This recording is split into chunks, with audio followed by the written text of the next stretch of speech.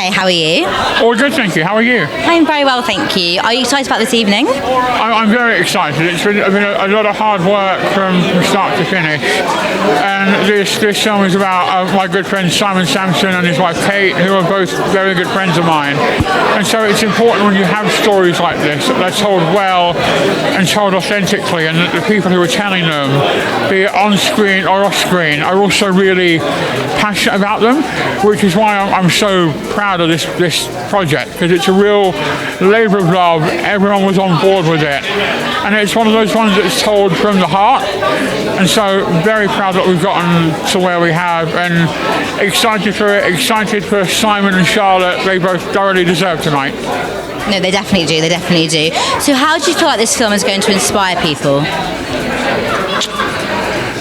That is a really hard question, because often when we hear the word inspire thrown around, and it gets thrown around a lot particularly in the disability community, as almost like shorthand for doing normal stuff but with a disability.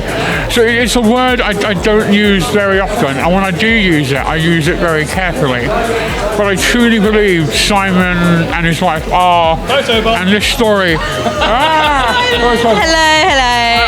And this man is like highly inspirational, not because he does stuff while being disabled, but he just always does the right thing. Very often in the disabled community, it can be become quite angry, and people kind of protest or campaign rather from the wrong. People can often campaign from the wrong place.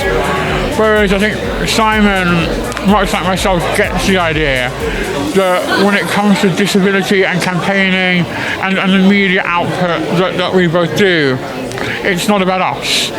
It's about making a change that will last and getting people talking and putting the people that matter at the forefront rather than the people that mind in the forefront. And you can't fix everything in a day. And what this film is a real springboard for a conversation about disability both in the media and in the world around us.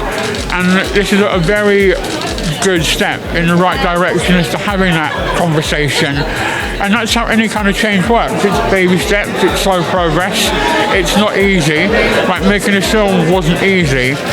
But I don't think anything worth doing ever happened easily, and that's the real joy of doing stuff like this. That it's hard, it's graft, but when it all comes together, crikey, was it worth the arse-ache?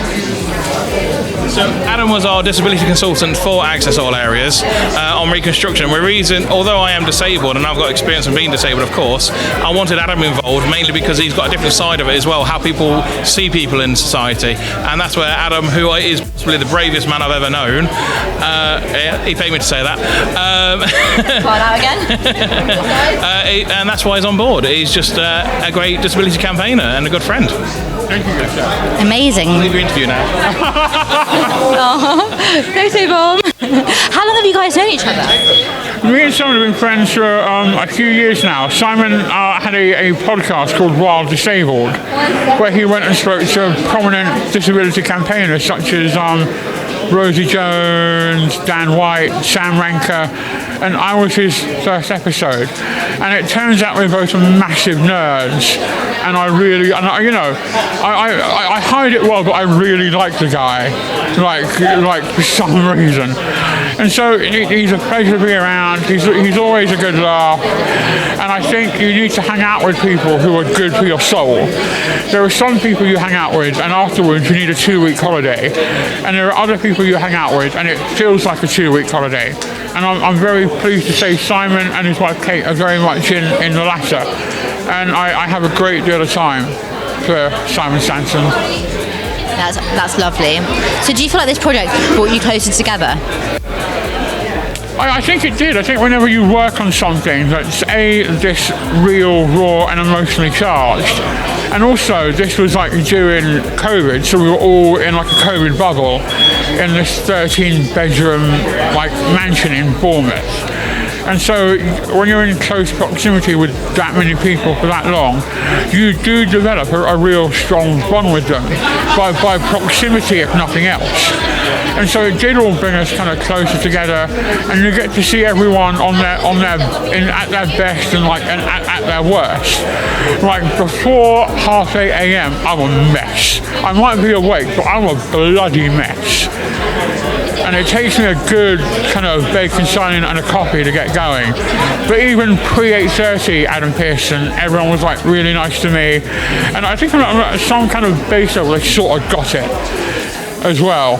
Like no coffee, no worky. Like that's my mentality. Oh, well, I'm not a morning person either, don't worry. So, you look lovely. Where's your outfit from this evening? I have no actual idea. I think the suit is from Next. I think the shirt is from Bern. And I think the bow tie I got online after I realised yesterday I didn't have one. And I think the shoes are Ted Baker. Though I'm not really a dress-up kind of guy. My patented look is a blazer, t-shirt, jeans, and decent trainers. That's still dressed up to me. So I've been going to meetings all day dressed like this, hoping no one would say anything, and that has not gone well. Every time I've walked into a different meeting, everyone's gone, "Ooh!" And I've not, this is very strange to me, dressing up. Well, you look wonderful. Thank you. I'm a big fan of your get-up as well, my dear. Oh, thank you. Well, we're both in black, so matching. Yeah. Well, I hope you enjoyed this evening, and it was lovely speaking to you. No, thank you. I hope you enjoy it as well. It's going to be a good evening. Thank you. Take care now. You too. Thank you so much.